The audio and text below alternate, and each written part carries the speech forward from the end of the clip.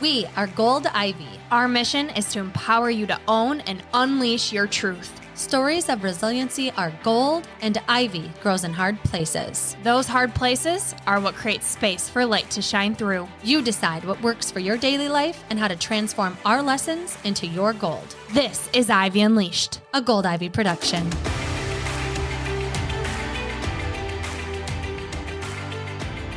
You all know we're always sharing our favorite items that improve our health and help us feel better. So wait until you hear about this.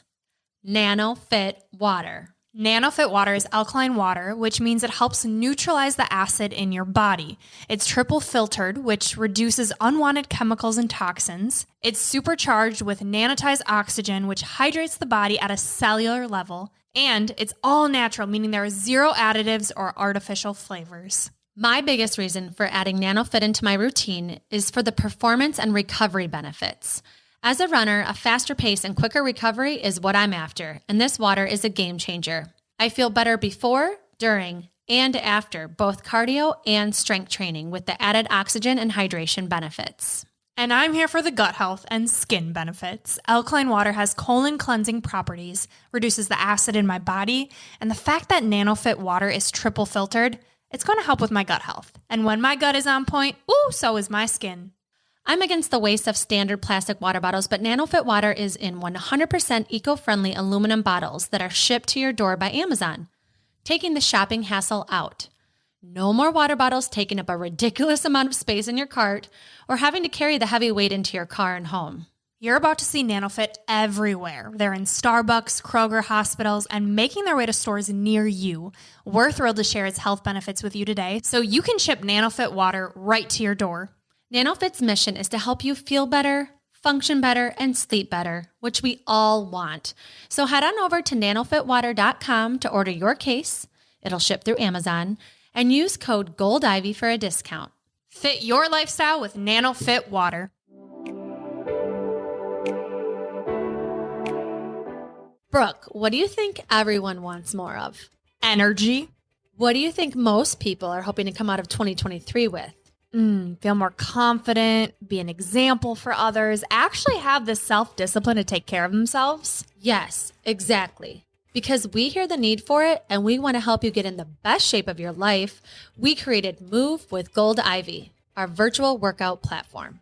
Our dream has been to create accessible, affordable, and effective workouts that you can do anytime, anywhere, designed to hold you accountable and get you the results you need. You can pick any workout you want at any time, but if you do want a plan that alternates muscle groups and leaves your body feeling energized and strong, we have a weekly plan that you can follow to take the guesswork out.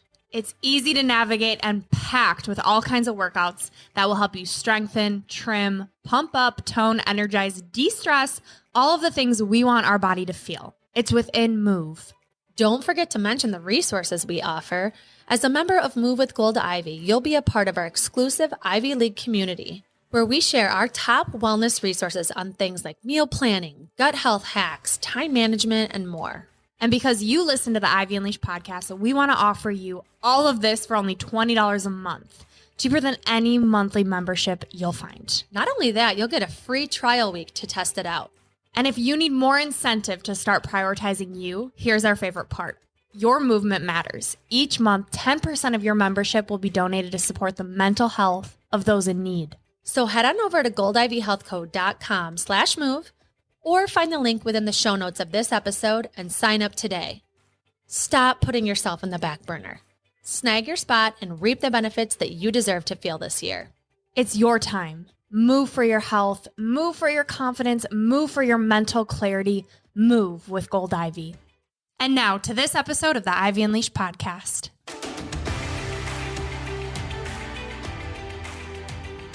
Welcome back to Ivy Unleashed. Thank you for joining us today. We are so pumped about the guest that's here today because he talks about something that I think we really underestimate how it controls our life, and that's fear. So we have the fear guy, Mr. Ben Harris. Thank you for joining us on Ivy Unleashed. Brooke, Andrea, thank you so much for having me. Happy to be in this space with you in your studio and virtually. I'm tapping into the energy of it. I feel this is going to be fun. Good. Oh, it's going to be so fun. Like Andrea said, we don't really, I think, understand how much until you get into the work of self-growth, right? Of what is really holding me back? What does that mean? Fear. Like, no, I want these things. But when you really get into the nitty-gritty of it and expand your mind, and that's what we are going to invite everyone listening today to just have an open mind at this conversation. And Ben, let's start setting the scene, right? How did you get into the work centered around fear? Like, what was life like for Ben Harris before this part of your life? I mean, definitely very different, but in a lot of ways, still similar. Like, I grew up having this feeling inside of me that felt like I need to do something special. And so something's always been inside of me to follow that feeling. And I know probably a lot of people know what I'm talking about, right? It's like you feel like you're meant for something more than just what's presented to you.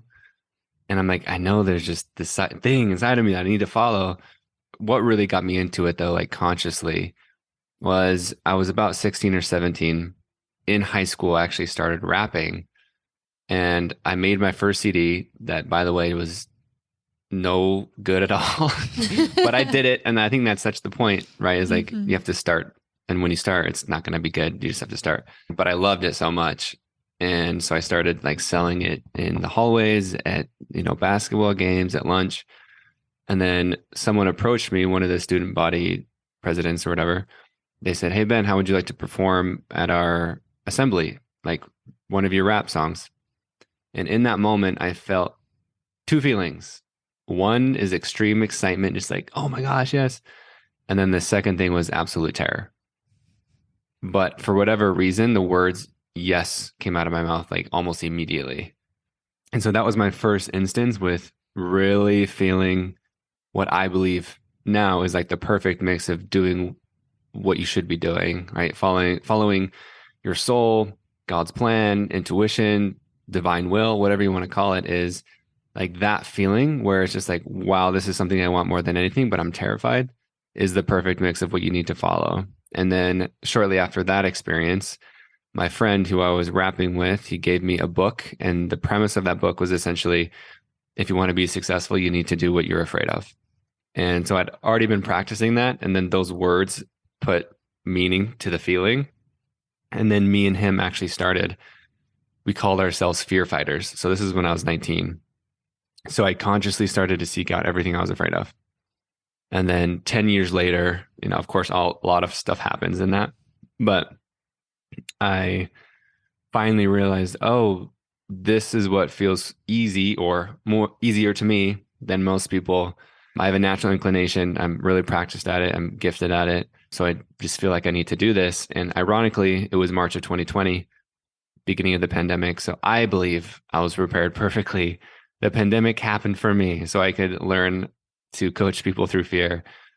And yeah, that was really just the beginning. Like I signed 4 clients in 1 week and I was just like, oh, okay, like something's here, that people are very afraid and they need guidance to overcome, their fears of rejection, abandonment, failure, what will go wrong. And a lot of people think it's, oh, like you're afraid of heights. I'm like, not or spiders. It's not that at all. It's like the actual stuff that more people deal with, is I'm afraid of speaking my truth to my husband because he might get mad, or there's an undertone of he might leave me, or just like people pleasing, or stress and anxiety. People don't even realize is a fear response, and we can get into it. Anytime you hesitate, essentially anytime you don't do what you want to be doing, it's because of fear. And people don't realize that, but it's really that simple. Like if you're not doing what you want to be doing, it's because you're afraid of a negative consequence. And so your brain tells you to avoid it. And so when you look at it that way, it's like, oh, like everybody's actually afraid. And then the bubble kind of pops, and then you start dealing with the things that are coming up.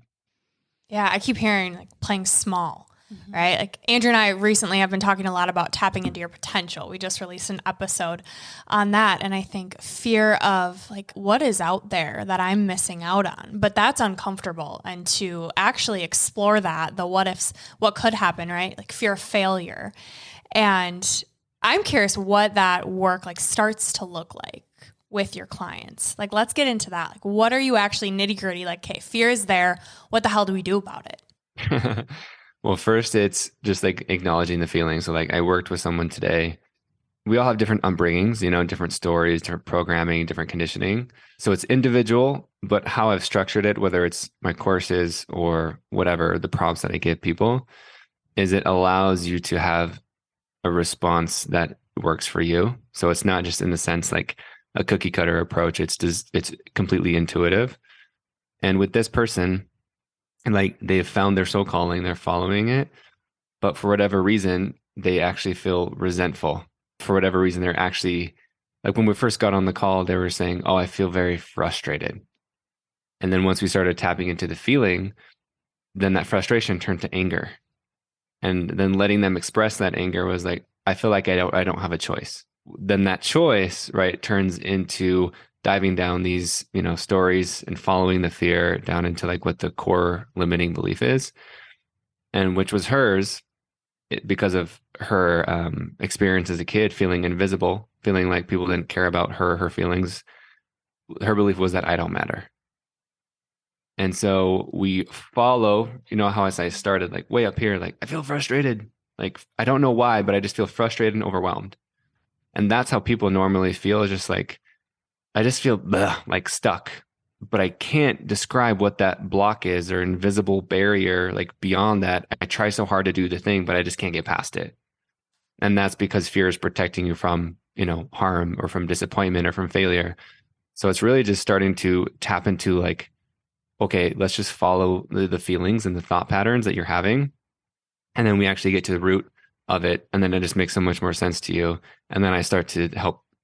It's really cool. Like as much as I do it, I'm like honestly always blown away by it. I love it so much. I just get to see people every time like feeling just so relieved and so clear and so empowered and so free, because they like this person, like she was actually afraid of like, I'm afraid that I'm not going to find the answer that I'm looking for. But when she found it, right, is she realized like that was actually the fear, or like that was blocking her of finding the answer. So essentially just going down the path, finding what the root is, and then giving people like a new choice, a new freedom to change that story. I love that. And I think about freedom, right? What I keep thinking about is people that are walking around completely unconscious of what's driving them, like what's making them make the decisions that they're making. They have no idea because they don't allow themselves to even think this deep to uncover these uncomfortable emotions. You clearly see the benefits of it. We do as coaches, right? But there's so many people even that I know that refuse to dig deeper, refuse to do therapy or coaching. And so what kind of light bulb moments have you seen besides this one where of like what people have uncovered and how it's created a different trajectory in their life? Or maybe even for you with all of this, like facing your fears. That's actually what I was going to go to. So I'm glad you asked that about myself. There's just so many. The one that's coming up is the one with my partner. Like she and I, when we first got together, there's this thing that I know men and women deal with, but I know just because I'm a man, like more men deal with this, but I feel like this is helpful for women to know too, that we have this association with a fear of commitment because we believe that we'll lose our freedom. But this was unconscious to me, right? Is to kind of like, to me, I just thought like, actually, like, yeah, I was just so resistant, even though it's like my heart knew this is what I wanted. It took a lot of patience and both of us, dancing and coming back together. And like, I mean, the good news is like both of us are willing, even from the beginning, to go to these places. Like, so that's always helpful, is when you have two willing participants instead of just one, because that's almost nearly impossible to, make a relationship work. And I remember just feeling there's something happened and it triggered me so bad. I remember we were in bed and I was like, my nervous system got so activated that I started like convulsing and like shivering and shaking. And people would be like, what the hell is happening? Like, what is that? It's actually like my body, so scared that it's shaking, but also it's releasing, the trauma that I've felt before in my life, like the hurtful experiences. And that fear of commitment, of losing my freedom, was actually just a fear of abandonment, which was, I'm afraid of being left. So I'm not going to commit to this person so I don't get hurt. And when I realized that, right, that was like the freedom to me, which ironically, right, my fear of losing freedom, once I went towards that fear, it actually gave me more freedom. And that's really the irony of everything, is that you're afraid of losing something, but that's actually keeping you more imprisoned. And you need to go toward the fear in order to free yourself again and again and again. So that's one, I mean, so many just in our relationship, but I remember that was a big one because that resistance to fully go all in and commit. I mean, this could be in a business too, but once I just went in it fully and realized that I was having this fear and allowed myself to be seen and to be vulnerable, definitely like so much changed.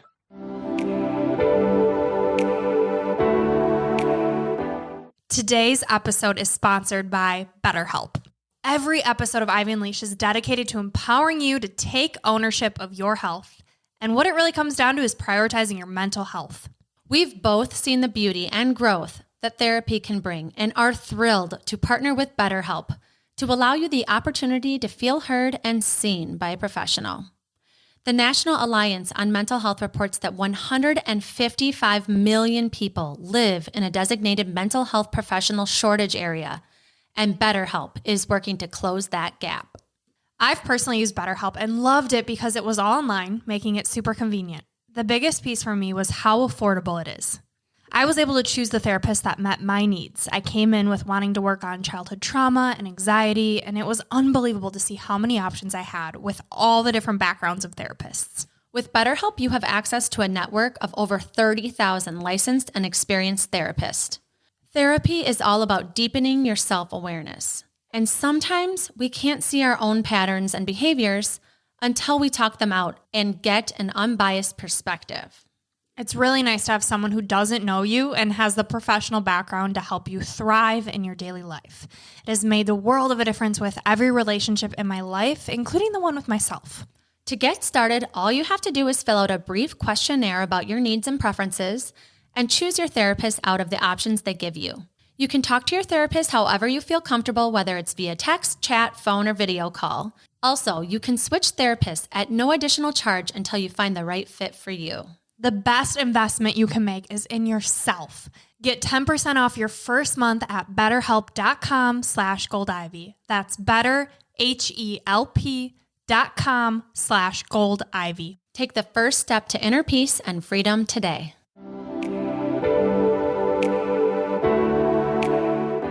Vulnerable story alert.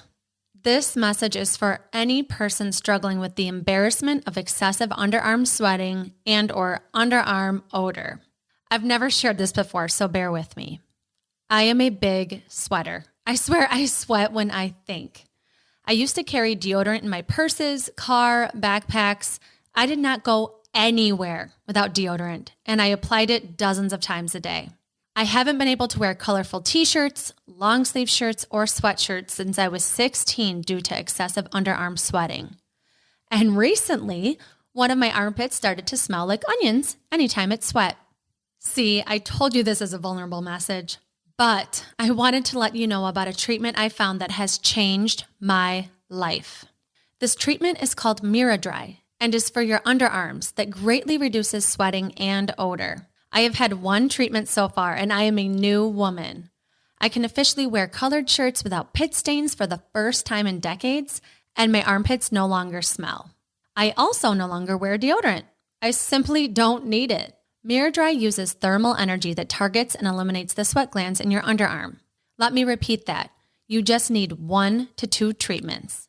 It is the only FDA-cleared treatment that can dramatically reduce underarm sweat by addressing the root cause of excessive sweat and its accompanying odor, not the symptoms. So if you're like me and have had to worry about pit stains from your sweat, excessive sweating even when resting, or planning your day around sweating, Miradry is your solution. Not only has Miradry erased my sweat problem, but also my armpit hair. I used to have to shave every single day. I am walking proof that Miradry works. Once the glands are eliminated, they will not grow back. I absolutely love my Miradry experience, and it was made affordable with a no-interest payment plan. You can find a clinic that provides Miradry all over the U.S., so head to miradry.com to see where the closest location is for you, and don't wait another minute feeling embarrassed about your body. And They have these wonderful patient concierges who will answer all your underarm questions about the treatment. Thank you for letting me share this vulnerable information with you. I am walking proof that Miraidry is a life-changing treatment. Nobody should be embarrassed about their bodies, period.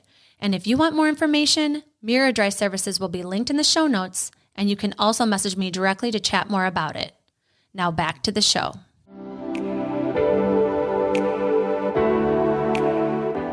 You've said before, just from following you, that you felt really lonely in past relationships. And so I can see from how you understanding yourself more and communicating that with your partner, how that can create more connection. But what was it like before with other relationships, and how did you feel lonely in those? Yeah, I kind of mentioned this, like not feeling fully met of, hey, I want this life of whatever you want to call it, more intimacy, deeper connections, like going deeper and wanting more. And then that scaring people. Like, yeah, definitely my, whatever you want to call it. Like, I'm grateful that they weren't ready for it because I'm here where I am now. Like, thank you. But also, yeah, like that definitely made me feel lonely because it was like, oh, like no one else is like me. And at some points, I remember a girl told me, oh, like you're perfect. Da, da, da, da. You know, the classic, it's not you, it's me. But at the same time, it was the story I took away from that is like, oh, I'm too good, right? Because usually it's I'm not good enough. But even though I'm at my best, I'll never be good enough. Like nothing's wrong, but actually my goodness or whatever you want to call it scares you. And so that imprinted something on me like, oh, like even if I'm like freaking amazing, it's still not enough. So that was one too. Yeah. Everything you're saying is so vulnerable, right? The work you do is just like vulnerability at its definition. And so hearing a male speak to all of these things, it's refreshing, and it's hopeful that the mental health sphere around men is shifting. So I'd love for you to speak on that. Why do you feel like it's so hard for men specifically to be vulnerable? And how has it become your superpower? How have you tapped into that fear? That is a great question. So I think it's a mix. I think like even if you look at biologically, women are naturally more, I don't want to use the word emotional, but they're willing to go to these places, right? Like even the fact of like being more connected to children, like having babies, like allows you to be more in touch with your feminine side, and feminine energy, feminine side is emotions, right? If you look at the masculine, it's just go, it's provide, it's task oriented, it's results now, like da-da, like yeah, battle, war, let's go. Testosterone. We have both, masculine and feminine energies inside of us. So it's like I don't view, like I'm at the point now where I don't think like, oh, I'm being vulnerable. And I know that's different from probably people and especially men to hear. But to me, it's just like, this is who I am. It's either I'm expressing my full self and my full heart, or I'm not. And yeah, like just men are afraid for a lot of, I mean, I can just speak to a few of them, but not being viewed as strong, being viewed as weak, look at like not being able to provide, like losing control. Like if I let go of my emotions, then will I be able to come back from that? And of course, there's so much programming and control, and like not just men. Real like our culture is definitely predominantly like be perfect, don't show emotion, and like essentially just toughen up.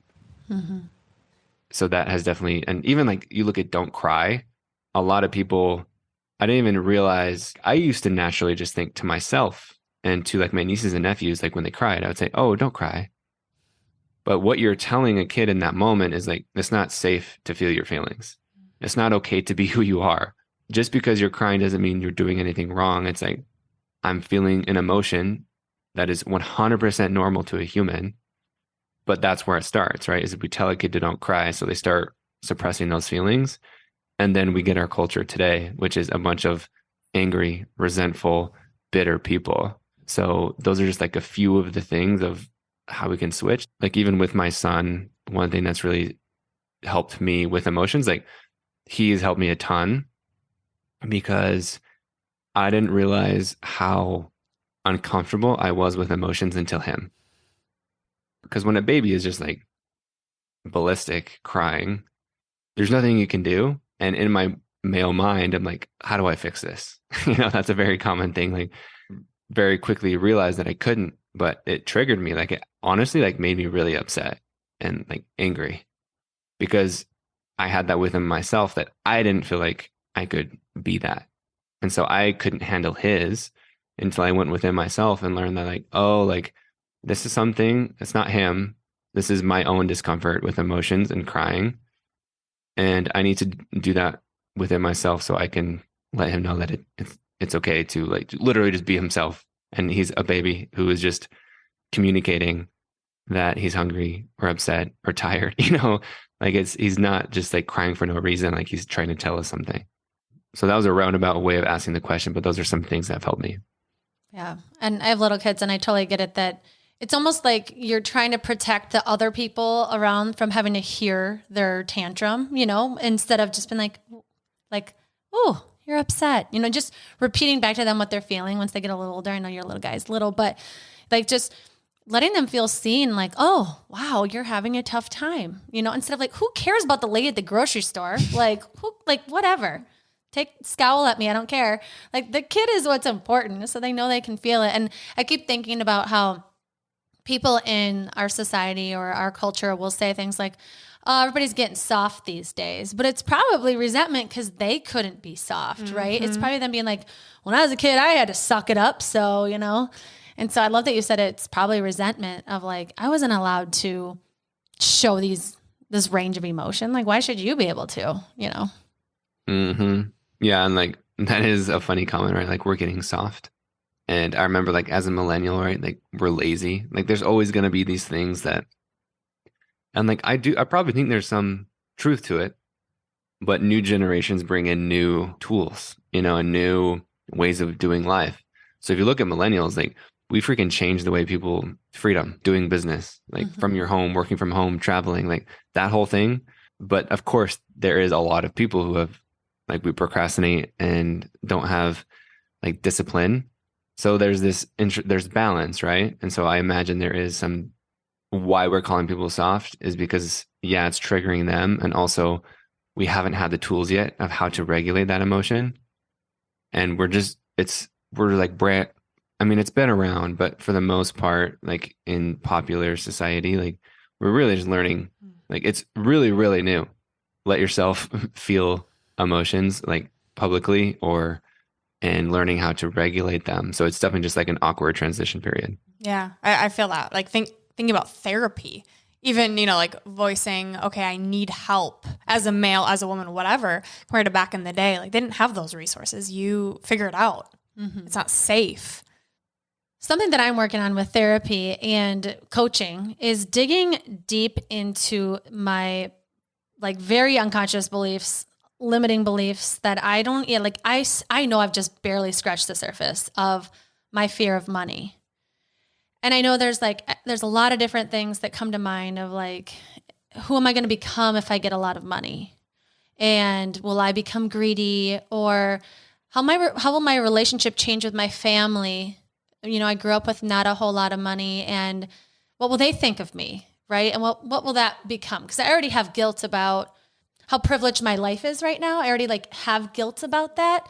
And so I'm uncovering all these things about money. And I know a lot of people are too. And so I would love for you to talk about your work with kind of uncovering fear with money and what it looks like to kind of get started uncovering those beliefs that we might be completely unaware of. I love that. So, and thank you for being so honest about that. I actually just did a workshop about this. Maybe you're asking it for that reason, but it's called Limitless Income. If people want to check it out, they can go get it. But there's so much that can be tied into it. If you're listening right now, like when you hear the word money, what's the first thing you feel in your body, right? Do you feel stressed? Do you feel anxiety? Do you feel excitement? Do you feel, is it fun? You might not even feel anything. Maybe you're numb to it, right? Because you're actually just turn that part of you off so you don't have to feel the pain anymore. Whatever feeling that money word brings up into your awareness, that is giving you a clue. That's like the tip of the iceberg, and it's giving you an insight into your relationship with money. So, I mean, so many of us grew up in a chaotic, financially stressed or without money. And people don't realize that there's a part of you that doesn't want money. And because it sounds so simple and almost like dumb that like, why wouldn't I want money? It's like, no, like you look at why you wouldn't want it. Like you just beautifully explained why you wouldn't want it. Because especially because we think in our society that money solves everything. It's not. Like money is not backed by gold. It's literally, it's numbers on a screen at this point. And so what money is, it's tied to our worth and our value as a human. Like even think about what money, like you think about the words we use, right? What is it? What is something worth? What is the value? And then that reflects back to us, right? Like our worth as a human and what is the value we bring to life. And so we associate that with our own inner worth. Maybe just ask yourself the question, why don't you want money? And just start listing all the reasons. Like I'm guessing a lot of you haven't asked that reason. It's usually like, how do I make more money? But that's actually not the reason why you're not making money, right? There's so many people telling you how to do it, but only you can know why you don't want it. And that's the thing that's in your way from making more. And the cool thing is like, we all have new levels that we can continuously discover. I like to tell people like, especially like what I told people in the workshop recently is like, this isn't like a get rich quick thing. It's like, I have a new level that I'm going to, and so do you. And I'll always have that, right? Maybe for someone that's just trying to make the first sale in their business. Maybe for someone, they're just trying to get, a raise or a new job, or maybe someone's making 10, 20, 30, 50 grand a month and they're trying to like double it. There's so many different things that money is tied into. Like it's directly tied to success. So another question could you ask as well is like, why don't you want to be successful? And the very similar reason, right? Of like, oh, like my family could judge me for that. Maybe it makes me look like prideful. Maybe like for me, I actually grew up. I remember this moment with my mom. There were really rich people in our neighborhood, and she made a comment that really stayed with me. I don't want to say all, but I think one or two of this family, like their kids was like a drug addict. And so the story I took from this comment was like, oh, you can't be rich because that'll come with other problems, which we essentially believe, right? And that's not true at all. And so there's two different types you can look for, right? Is like, we're afraid of losing money and we're also afraid of getting money. And when we're afraid of losing it, but that also keeps us in scarcity and in lack, and we hold on tighter. And a really cool example I like to use is just like, if you're in a relationship with somebody and if you're needy, like I'm sure we've all dated someone needy. Do you want to be around that person? No. What does it do? It actually repels you. And so the same thing is happening with money. Like if you're like grasping and like, please don't go, and like all the things, like it's not going to want to come to you. And there's other psychological things that could be happening too. But like, even like, I don't believe I'm worthy of money. So as soon as it comes in my bank account, I'm spending it. It's almost just like a subconscious thing. Like I've definitely worked with people who, like, if they have any money in their bank account, they will spend it because they believe that they need to spend it before it's gone. But then that actually creates the same thing they're trying to avoid, which is no money in their bank account because they don't believe they're worthy of it. So there's so many different things that go into it, but those are a few questions to get you started. Yeah. What do you recommend once you do become aware of the fear? Right. So like, okay, you don't want money because you don't want to feel greedy or look a certain way. Like, how do we start to rewire that fear? What tools do you have for that? Yeah. I mean, if people really want to go into it, right, they can check all my offerings. Like I definitely guide people deeply into it. Andrea, do you mind if I ask you questions about it? Sure. Just for reference so people can, use these questions and insight for their own thing. Open books here. I love it. So you already described a few of those things. Which one feels like the most scary or heavy to you? Who will I become with a lot of money? That's actually really big. What did you feel even when you said that sentence out loud? Like tightness in my chest and nervous in my stomach. Yeah. So first of all, thank you for even just saying this out loud, right? And because this is why we avoid talking about it. Because it's scary in the body and we're unconscious to it. We don't even know this stuff is happening, but your body's automatically giving you a response to not talk about it. Mm-hmm. But you already bringing it up like allows it to feel safe, right? Mm-hmm. It's just like there's no tiger coming to eat you. It's like you are safe, you know? So that tightness in your heart, right, of who will I become? Like, who are you actually afraid of becoming? Like, what is this story in your mind of not the true one, right? But like the fearful one? Like, what is the one that's trying to convince you of like to not make money because of why? I think I'm afraid that I will start to value things that aren't what I value now. Like, I'm really proud of the person that I've been through my whole life because I've had to go through a lot to be where I am now. And I have like a integrity up to this point. And I almost feel like all that money, I don't know what it's like and I don't know what it would mean and I don't know what it would create. And I like what I have now. I have healthy relationships. I'm very present with my children. I'm able to be here with them.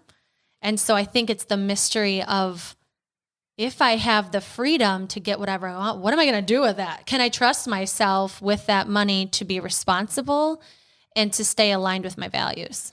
I love that so much. So if you just were to fill in the blank, making more money makes me feel what? Nervous. Nervous. Okay. So you were feeling nervous about it because why? Because I don't know what it's going to create for my family. And there's something else you said in there that it was like, I don't trust myself. Mm-hmm. That's definitely having something to do with it, right? So that nervousness is creating, I don't know what I'm going to do with it, fear of unknown for sure. But also it's like, that comes down to trust. Because it's like, if you truly trusted yourself, you knew that you could handle it. It's okay. Like we all have new levels of trust to like reach again and again for the rest of life. But let's say you do mishandle it or you do something quote unquote stupid with it. What would you feel then if you're not responsible? Ungrateful, irresponsible, stupid. I mean, I keep like trying to like learn about money because I'm like, well, maybe if I learn more about it, then I'll feel like I can trust myself with it, you know?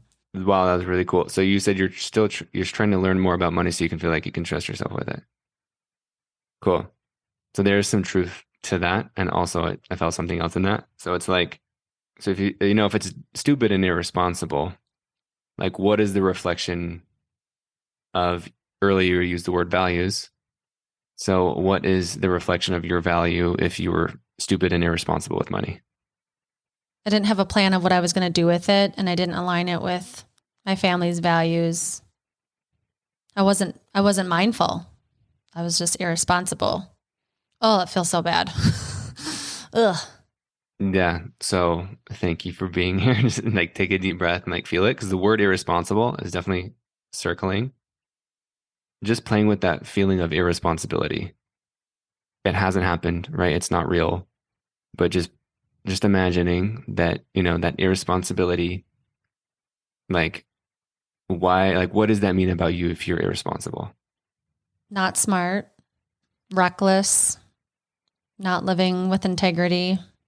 I just say more like mindless, like not thinking things through. Yeah. So you said mindless, right? You've said stupid, you said irresponsible. If all of that stuff happens and that worst fear, that worst scenario actually comes true, it proves that Andrea is what? Like, I am what? I don't know why worthless just came to mind. So just feel that for a moment. Like, where do you feel that? My gut. It's like a gut punch. Mm-hmm. Yeah, seriously. So just feel that for a moment. Keep breathing. Makes me want to cry. I know, I'm holding my breath over here for you. Yeah. And that's fear, right? Is like hold your breath, tense up, because we're literally preparing for a threat. Like we're in fight or flight. So it's really important to keep just breathing, like as simple as that sounds. Mm-hmm. What does that feeling feel like in your gut? Like when you say that out loud, honoring you so much. Like for you to say this in front of the world is really cool. So we all like honor you deeply. So you talked about in your gut, but what does it feel like in your gut? It feels like sick to my stomach. Like I just betrayed my best friend, or like I cheated, or I like I did something I had to feel really sorry for.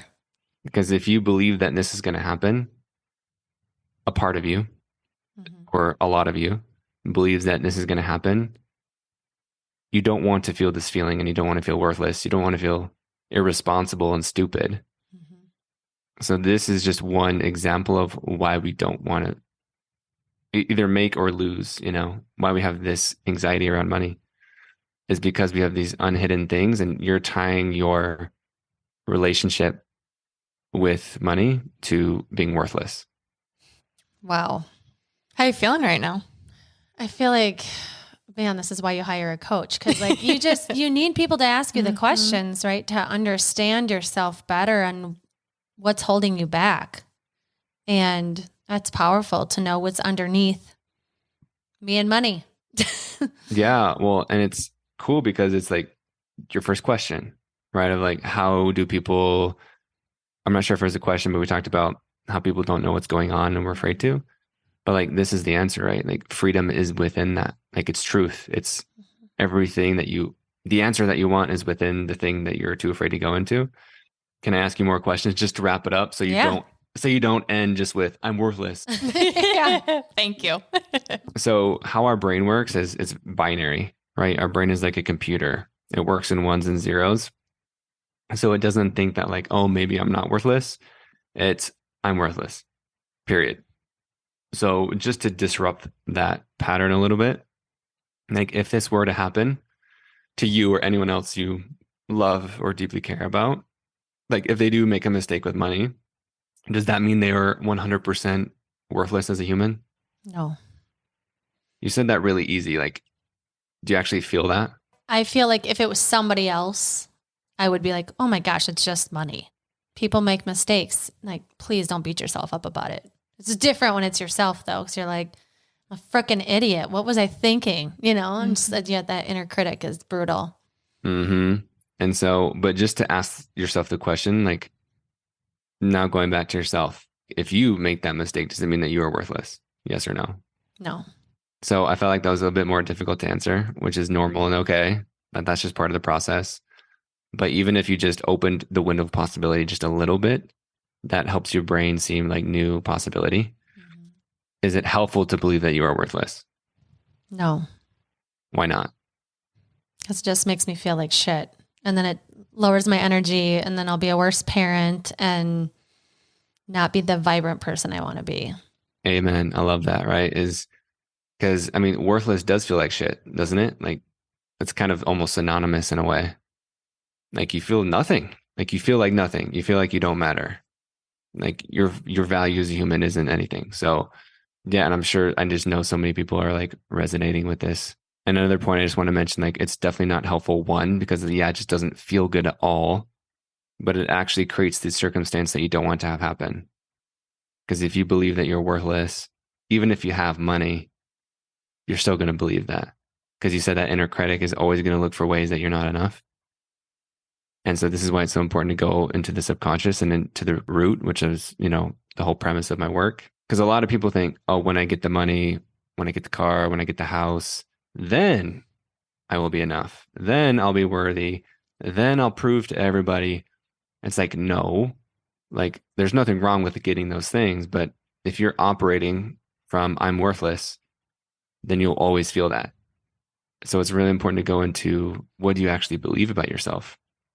Because it's more about the feeling. It's not how much money you have. Yes, we all want more on some level, but it's more about the feeling with money that you have. And so if you believe that you're worthless, then you will always feel like it's not enough and that you're not enough. So I just wanted to point it out that it's definitely not helpful. So instead of, if you were to make a mistake with money, like what's another scenario instead of thinking like, oh, I'm worthless? Like what's another possibility to consider? I'm learning. Keep going. I love that one. I'm learning This is probably going to happen again in a different way, but I can learn from this. I can grow from this. It's not the end of the world. I love that. So have you already like lost money by chance? No, not yet. Ooh, okay. We're building a lot slower than we would like. But now I know why. Now I know why. Yeah, like I have lost money. Like I've lost like a few years ago, I put $40,000 on all credit cards to invest into crypto, and then I lost all of it, and it's a wild feeling. I just love how you said that you're learning, because that's really what it is, right? It's like it's an investment. Like why I bring up that $40,000 story is because honestly, if that didn't happen, I wouldn't be where I am, because that investment is what cleared like the way for me to be open to like finding my coaching path. Like if that investment would have just kept on working, like I'd be on a beach somewhere, you know? But thankfully it gave me the inspiration to actually be like, okay, how can I learn how to make $40,000 through my gifts and my purpose? So we are learning, and hopefully we can learn that lesson, or it'll keep repeating. But just because that happens doesn't mean, we're worthless.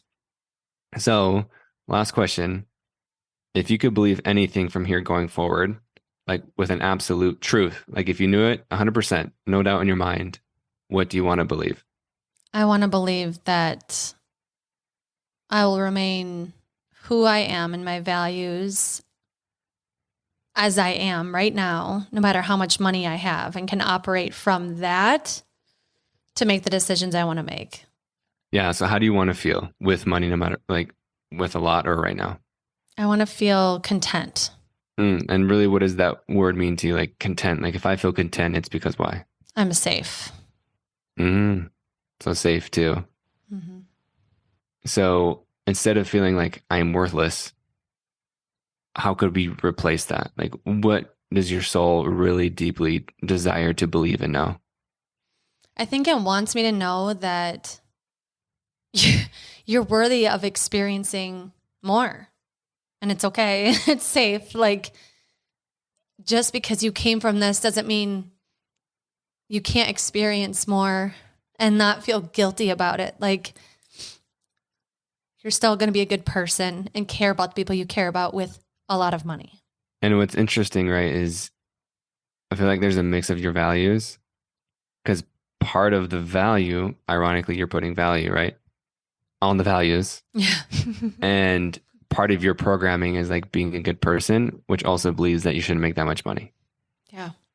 So it's actually partially disrupting those values too.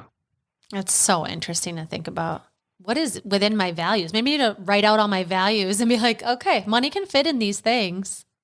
One of my values isn't that people with money are terrible people, but obviously I've got more work to do to make sure that that's not moving forward with me. That last part definitely hit more of the heart more. So if you could try to say in a concise sentence, I am what? Like, what do you want to believe? Like, just to make it super simple for you to take away today, what do you want to believe?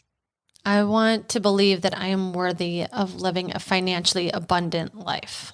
Boom. So how does that feel? More exciting, like uplifting, like my chest came up, like it feels like like more like forward progress instead of like shrinking. It feels more expansive.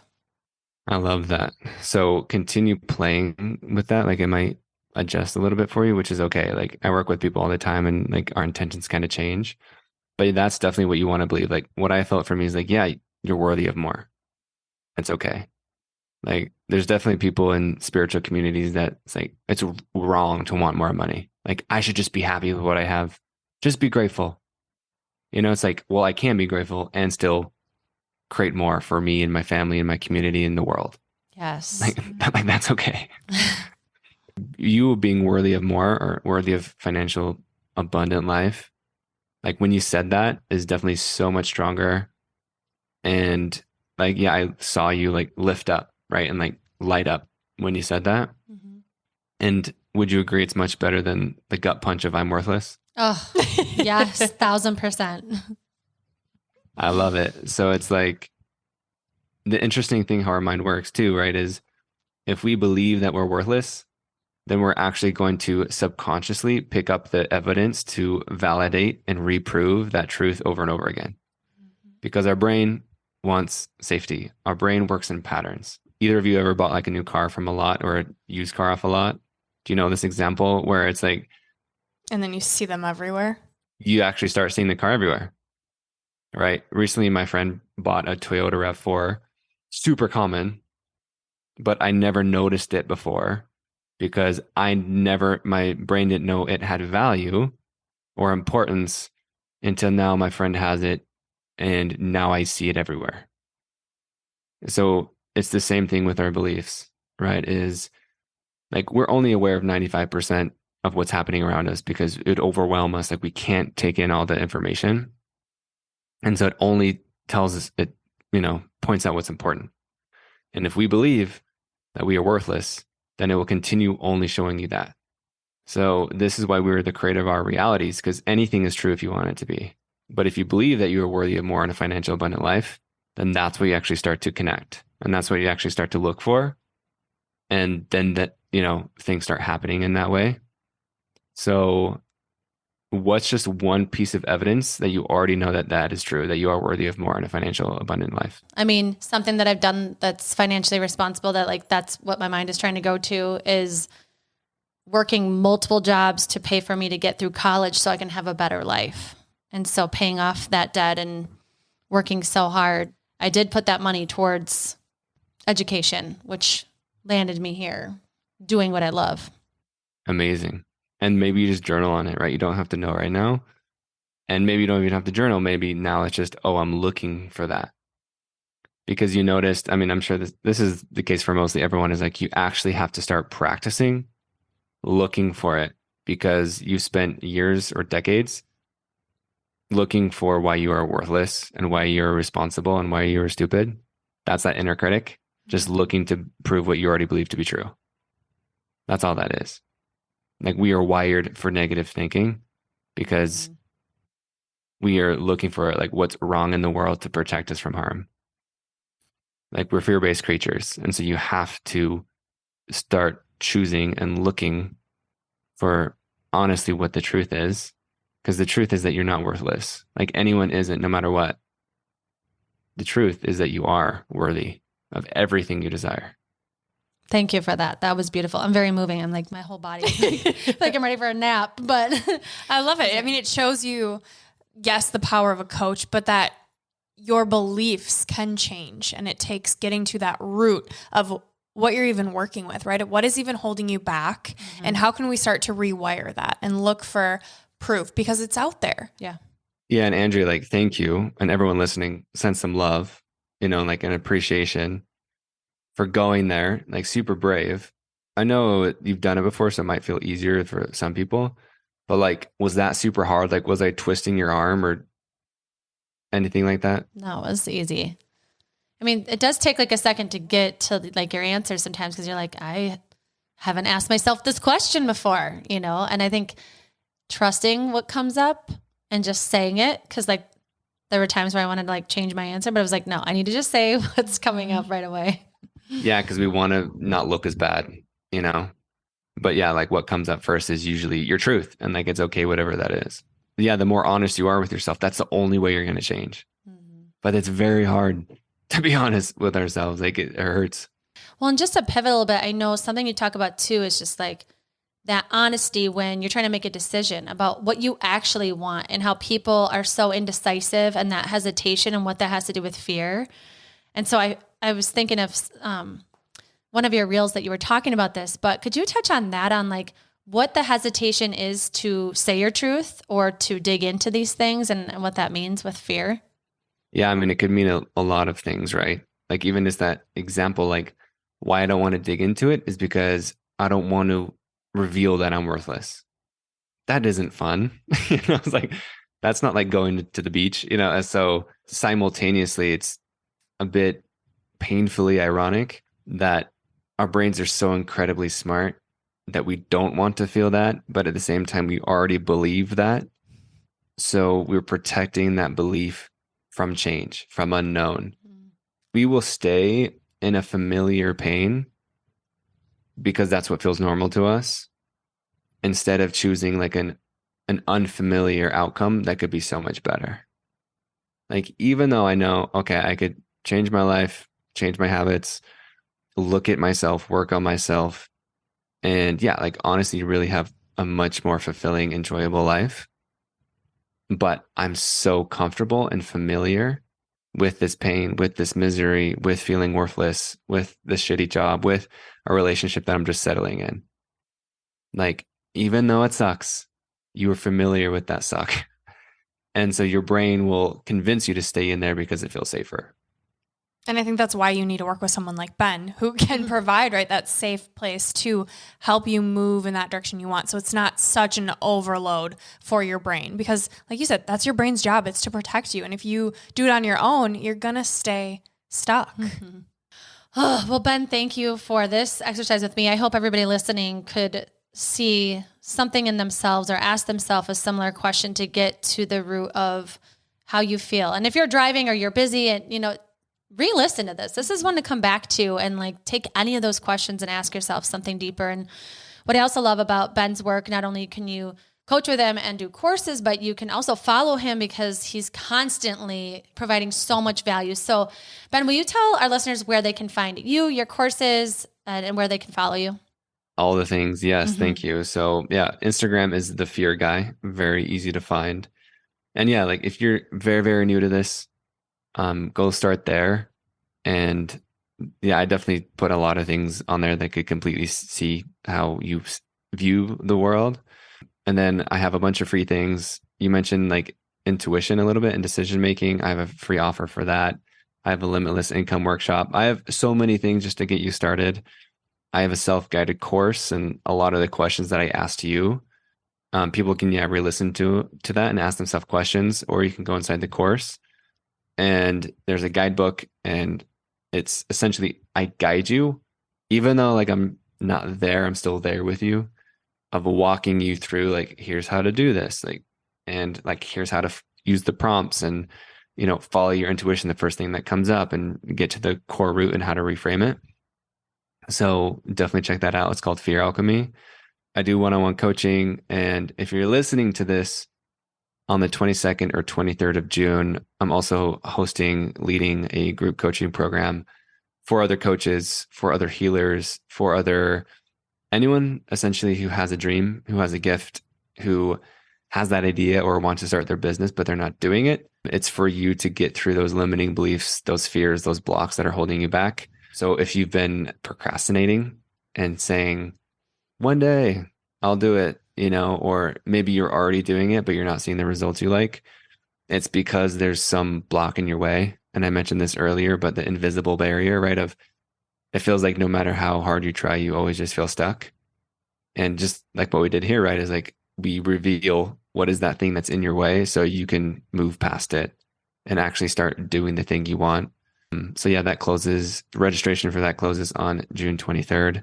Yeah. And if you feel called to that, that's one of the most powerful things I do, because not only are you with me, but you're with other community, and you get to relate to them so it's like you're not only learning through yourself, but you're learning through other people and their stories and their experiences and their breakthroughs.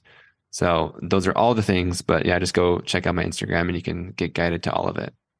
That's amazing. We'll, of course, plug all of those links in our show notes because the work you're doing is incredible. Everyone needs access to you. And for us to be able to share you on our platform, we are so grateful to have known you, for you to speak with us, for your work with Andrea. Thank you for everything you're doing. It's amazing. Thank you all so much, and you're welcome. And we leave our listeners with 3 gold stars, our 3 takeaways. Would you please share yours, Ben?